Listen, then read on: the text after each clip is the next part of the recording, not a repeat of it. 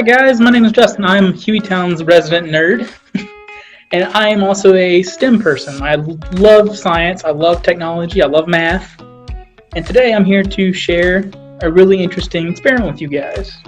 So, almost everyone that does any kind of science stuff whatsoever knows about the vinegar and baking soda reaction, right? Where you just take some vinegar, you put it in some baking soda, and it foams up. What a lot of people don't know is what's actually going on here. So my first step, got this old bottle of this empty, it's been cleaned out, bottle of sriracha sauce. Take some vinegar in this. I've got a little balloon here. We're going to fill the balloon with a little bit of baking soda. So I've got a balloon full of baking soda. And I add some red food coloring to the vinegar, so you can actually see a little bit what's going on a little bit easier. So got my red vinegar here. So I'm going to put the balloon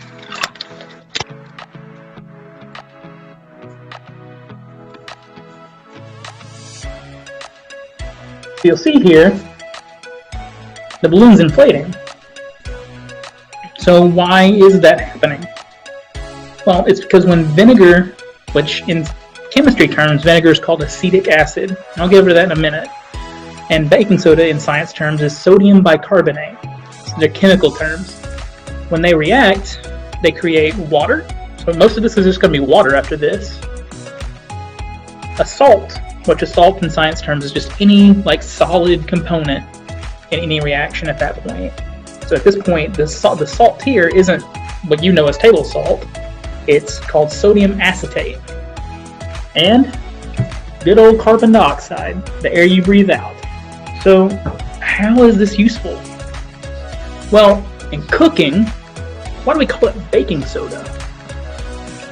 Well, it's because in the, I want to say late 1800s, early 1900s, they were looking for a way to replace yeast in the cooking of breads. So bread, has that nice fluffy, there's little holes in it. It's because that when they cook it, they use yeast that generates carbon dioxide bubbles in the bread. The thing is, no chef likes using yeast. Yeast is hard to manipulate. No one likes it. It's gross.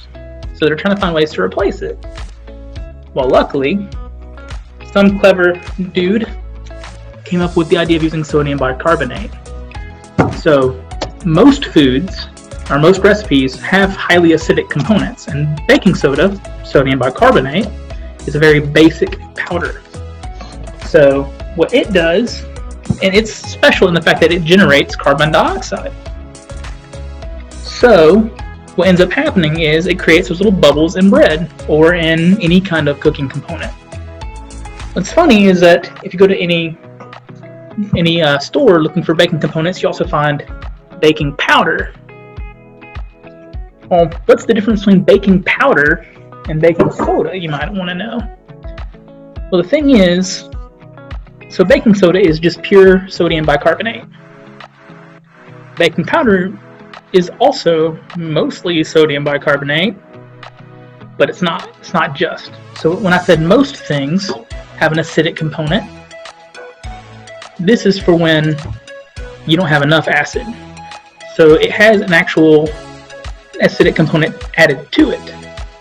It's called phosphoric acid.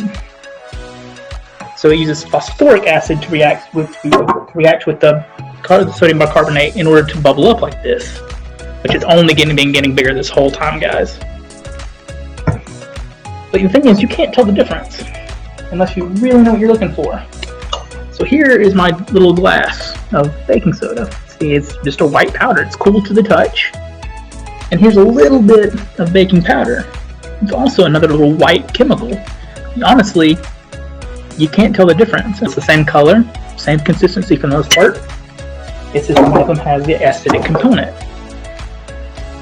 So you never guess that whenever you're eating a cake or a nice bread, you're really eating a nice chemical reaction.